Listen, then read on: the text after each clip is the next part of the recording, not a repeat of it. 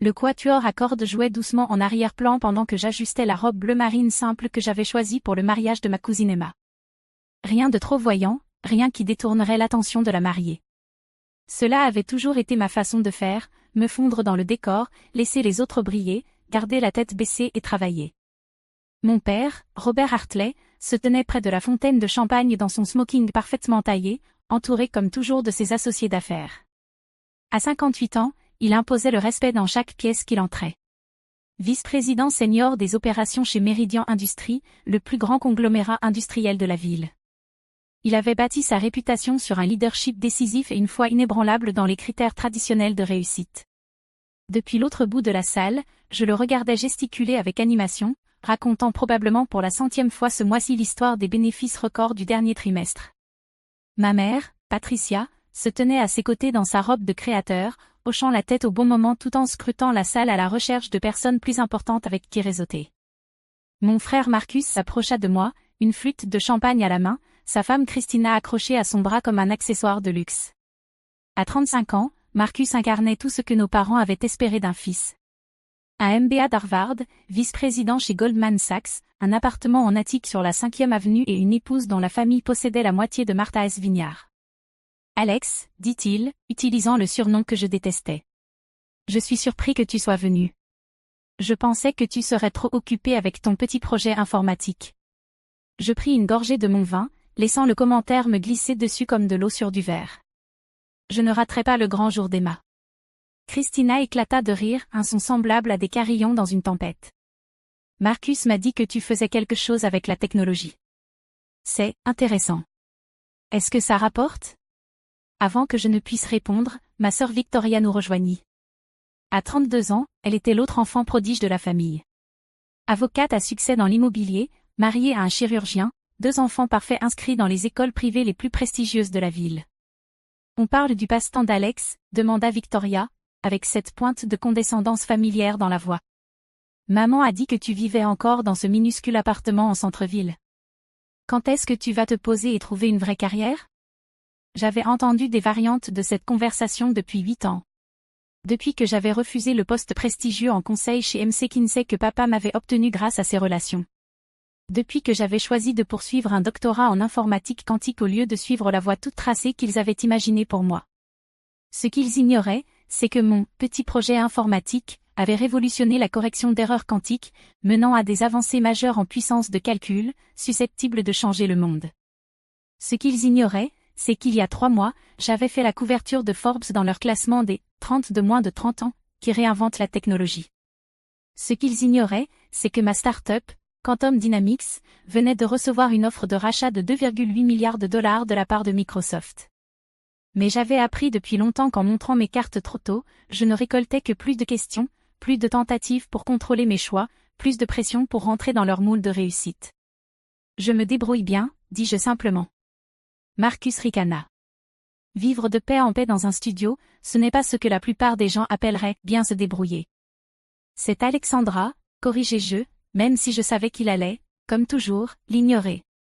La conversation fut interrompue par la voix tonitruante de papa de l'autre côté de la pièce. Il approchait avec un homme plus âgé et distingué que j'avais reconnu grâce à Business Week, Jonathan Peton, PDG de Meridian Industries.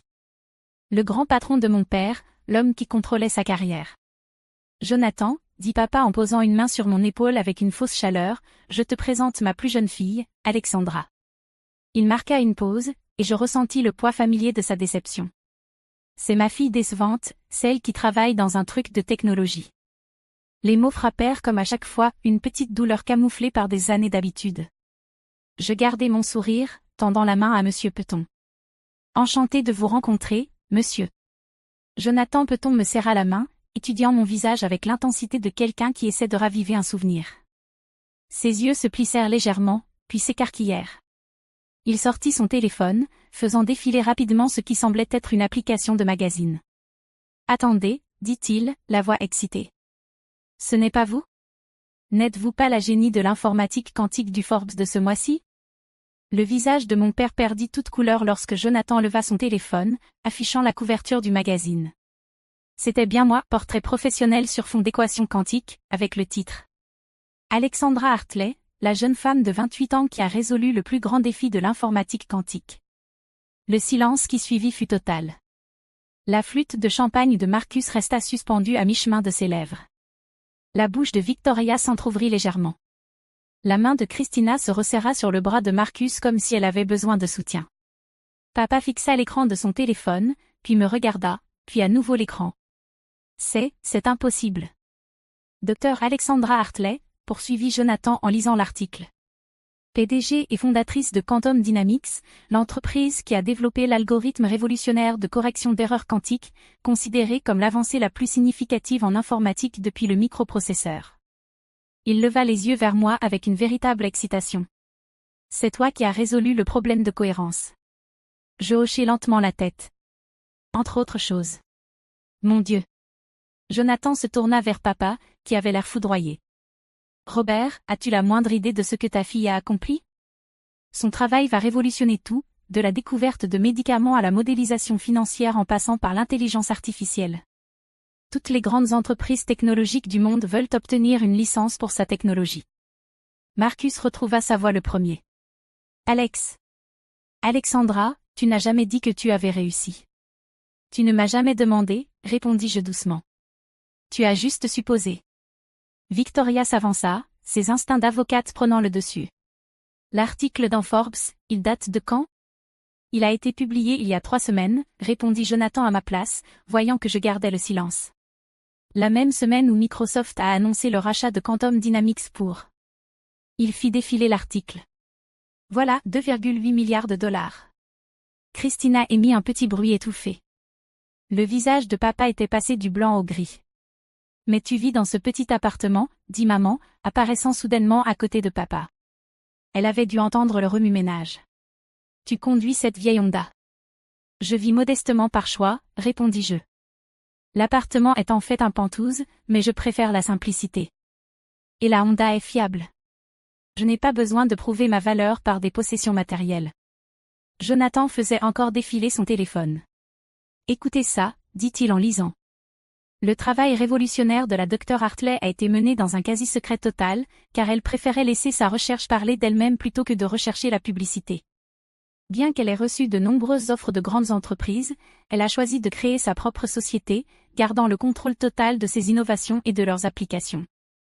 Il leva les yeux vers papa, une lueur d'émerveillement dans le regard. Robert, ta fille est l'une des scientifiques les plus importantes de notre génération.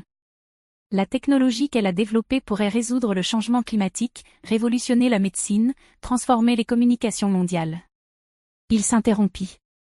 Et tu l'as présentée comme ta fille décevante. La question resta suspendue dans l'air comme une fumée autour de nous. D'autres invités au mariage avaient commencé à remarquer le remue-ménage. Je voyais Emma, radieuse dans sa robe de mariée, nous observer depuis l'autre bout de la salle avec curiosité. Papa ouvrit la bouche, la referma, puis l'ouvrit de nouveau. Nous ne savions pas. Parce que vous n'avez jamais demandé, dis-je calmement. Vous avez décidé il y a 8 ans que, puisque je ne suivais pas votre chemin tout tracé, j'étais un échec. Vous n'avez jamais envisagé que je pouvais construire quelque chose de plus grand que ce que vous pouviez imaginer. Marcus reposa sa flûte de champagne avec des mains tremblantes. Le poste de consultante chez MC Kinsey, tu l'as refusé pour travailler là-dessus? Je l'ai refusé parce que j'avais des projets plus grands. Des projets qui nécessitaient la liberté de penser, d'expérimenter, d'échouer et de recommencer sans surveillance d'entreprise ni pression familiale. Victoria calculait quelque chose derrière ses yeux. L'acquisition, 2,8 milliards. Quelle est ta part dans l'entreprise? Je souris légèrement. J'ai conservé 73% des parts quand j'ai fait entrer des investisseurs il y a 2 ans. La valeur de ma participation est donc d'environ 2,04 milliards de dollars. Le chiffre les frappa comme un coup physique. Christina chancela littéralement. Marcus attrapa la chaise la plus proche pour se soutenir. 2 milliards, murmura papa. Tu vaux 2 milliards. Sur le papier, oui. La richesse n'a jamais été le but. Le but était de résoudre des problèmes importants, de repousser les limites de la connaissance humaine, de créer une technologie qui pourrait aider les gens.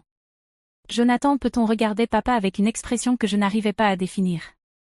Robert, je dois te demander, qu'est-ce que ça fait de savoir que ta fille décevante est devenue l'une des plus jeunes milliardaires du pays?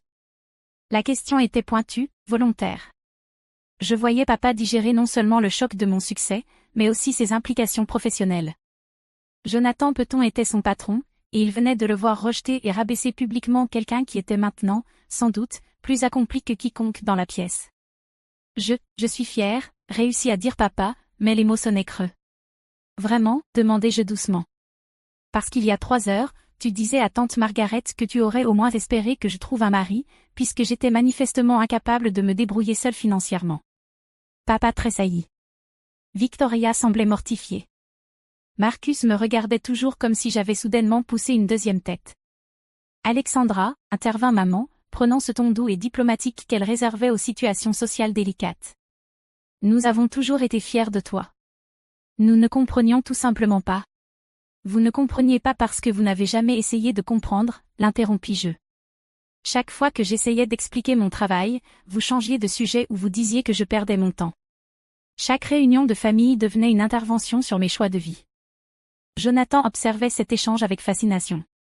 Dr Hartley, si je peux me permettre, quels sont vos projets maintenant? L'article de Forbes mentionnait que l'acquisition par Microsoft incluait une clause vous permettant de poursuivre vos recherches. J'acquiesçai. Je vais diriger la nouvelle division de recherche quantique de Microsoft. Nous travaillons sur des applications qui pourraient révolutionner des domaines allant de la cybersécurité au diagnostic médical. De plus, je crée une fondation pour offrir des bourses de recherche aux scientifiques issus de groupes sous-représentés. Extraordinaire, murmura Jonathan. Il se tourna vers papa. Robert, j'espère que vous réalisez à quel point votre fille est exceptionnelle. Son travail va changer le monde. La conversation fut interrompue par la voix de la coordinatrice du mariage, qui appelait tout le monde à se rassembler pour la découpe du gâteau. Alors que la foule se dirigeait vers la salle principale, Jonathan resta en arrière. Dr Hartley, dit-il, j'aimerais discuter de potentielles collaborations entre Quantum Dynamics et Meridian Industries. Nous cherchons toujours des moyens d'intégrer des technologies de pointe dans nos processus de fabrication. Je serais ravi d'explorer cette possibilité, répondis-je. Mais il faudra passer par l'équipe des partenariats de Microsoft une fois l'acquisition finalisée. Bien sûr. Voici ma carte. Il me tendit sa carte de visite, puis jeta un regard à papa. Robert, j'attends un compte-rendu complet de cette conversation à notre prochaine réunion du conseil. Je veux comprendre comment nous pouvons positionner Meridian pour tirer parti des avancées en informatique quantique. Lorsque Jonathan s'éloigna, ma famille resta figée dans un silence stupéfait.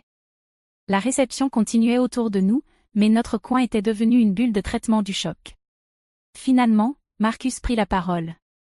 Alexandra, pourquoi tu ne nous as rien dit? Est-ce que vous m'auriez cru? Demandai-je. Ou est-ce que vous auriez pensé que j'exagérais, comme ce Noël où j'ai tenté d'expliquer l'intrication quantique et que papa m'a dit d'arrêter de frimer? Victoria, fidèle à son tempérament d'avocate, pensait déjà stratégie. Les implications fiscales de cette acquisition, tu as une représentation juridique adaptée? Je faillis rire. J'ai une équipe d'avocats provenant de 3 cabinets différents qui gèrent les divers aspects de l'accord. Droit des brevets, structure d'entreprise, licence internationale, tout est couvert.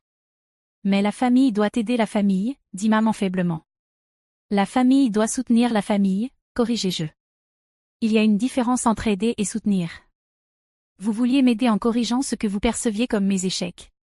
Moi, j'avais besoin de soutien pour poursuivre ce que je savais être possible. Papa était resté silencieux durant tout cet échange, mais il fit maintenant un pas en avant. Alexandra, nous avons fait des erreurs. J'ai fait des erreurs. Est-ce qu'on pourrait recommencer? J'observais son visage, y voyant pour la première fois depuis des années un véritable remords. Papa, je n'ai jamais voulu vous exclure. Je voulais simplement que vous ayez confiance en moi, que vous croyiez que je savais ce que je faisais, même si cela ne ressemblait pas à une réussite classique. L'appartement, la voiture, tu nous as laissé croire que tu avais des problèmes financiers. Je voulais laisser révéler vos vrais sentiments à propos de mes choix. Si vous n'avez été fier de moi qu'après avoir découvert que j'étais riche, qu'est-ce que cela dit de vos valeurs? La vérité de cette phrase resta suspendue entre nous. Maman semblait bouleversée.